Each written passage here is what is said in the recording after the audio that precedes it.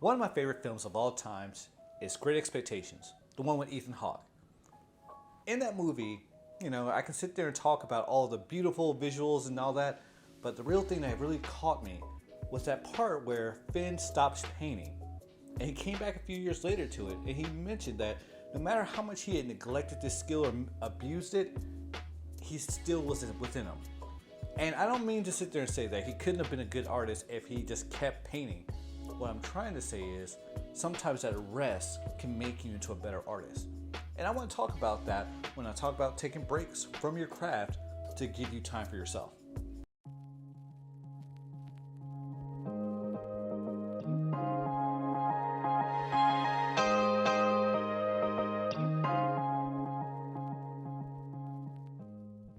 Well, you're probably wondering what happened to me. I didn't die. Basically, I started to hate my work. Not like I, shrugged off photography or anything like that. It's just that I was taking photo walks, I was bringing back my work, and I hated everything that I was shooting. Nothing was good enough for what I deemed to be you. And that became a real big problem for me. And on top of all of that, my office promoted me. Which isn't a bad thing because in my office or my hashtag day job, I work in the visual arts. Knowing me, I went from being a regular street journalist to a combat correspondent to a teacher, and now I'm a managing editor at the organization that I work for. It's natural to progress in your career as a content creator. I mean, yeah, you might want to be the guy behind the camera all the time, but you're going to grow older. Things are going to have different values to you, and you may have to take that next step up where you're now the director, the producer, something of that nature. It kind of makes me think of Judd Apatow, because Judd Apatow was a comedian and a director, and yeah, we saw some great movies from him. But nowadays, when we see his name on things, we sit there and say, produced by, or from the studio that brought you this.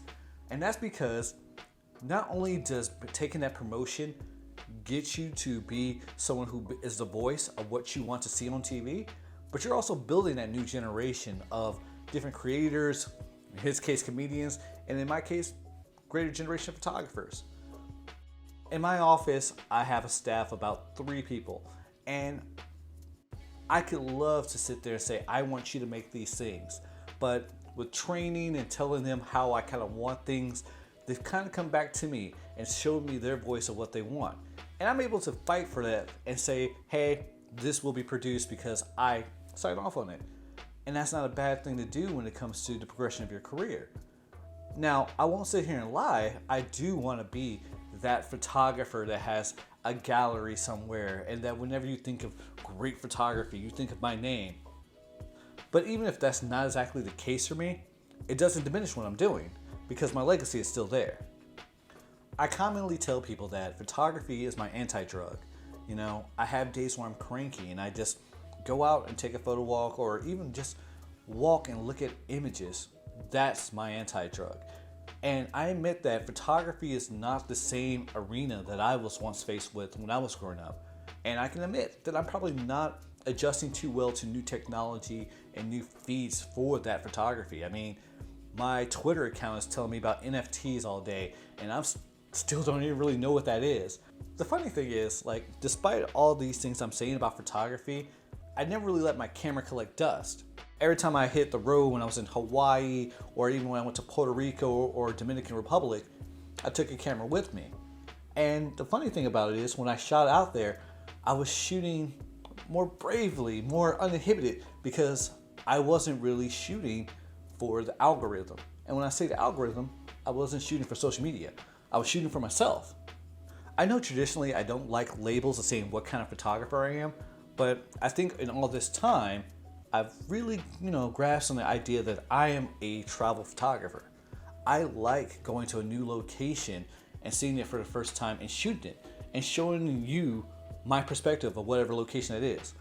It's also a good challenge for me in my own mind because as I'm shooting these things, I'm looking at the scenario and trying to think about what math equation I have to do to get me that perfect light to really kind of show that. It's a personal challenge to me, and that kind of makes me all warm and fuzzy inside. So as I talk about that, I guess I should be telling you that I'm getting ready to hit the road again. Things have kind of settled down. My hashtag day job has gotten me to a place where I can travel comfortably and nothing will go weird. But the crux of what I really wanted to talk about today was I love the fact that you guys are here watching my videos and kind of hearing what I'm going through as a Fujifilm photographer or photojournalist as I call myself. But the real thing I've noticed over the last year was my work diminished because I was not shooting for myself. I had joined several competitions. I had joined several, websites to go ahead and get some work published, and I started shooting for that algorithm. And that kind of killed me inside a little bit because I wasn't shooting what I loved or what I wanted to shoot. I was shooting within the parameters as if it were my day job. And that's not what photography is for me. It is my anti-drug. It's what I do to find my inner zen. So, as much as I love that you guys watch these videos, I hope you can take my own folly and take that to realize you need to shoot for yourself. Take these words of wisdom and let yourself think, I don't need to shoot for an algorithm. I don't need to shoot for social media, from the guy who's on YouTube talking about you don't need to shoot for social media. I know that this new year's been weird with us actually being outside the house now. I mean, in DC, we're going maskless now, and you can pretty much do whatever you want. And I want you to take that time to kind of knock the rust off yourself mentally as well as professionally. If you're going to shoot for yourself. And don't worry about these algorithms that are going to try to define your work. If you're not happy with what you shoot, why do you care what makes other people happy? Shoot for you first.